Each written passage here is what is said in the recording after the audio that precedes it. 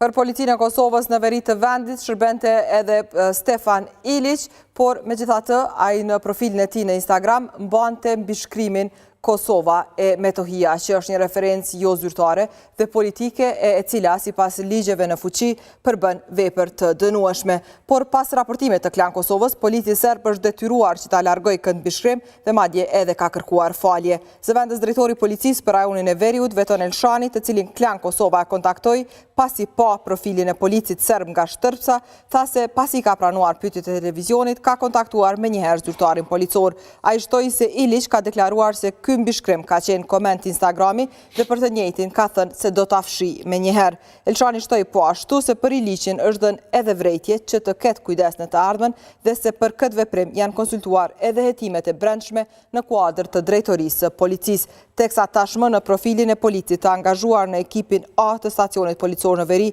nuk ekziston më termi Kosova e Metohia.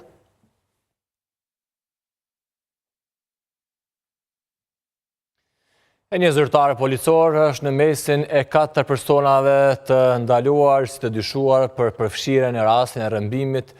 të ndodhur më 19 shtator në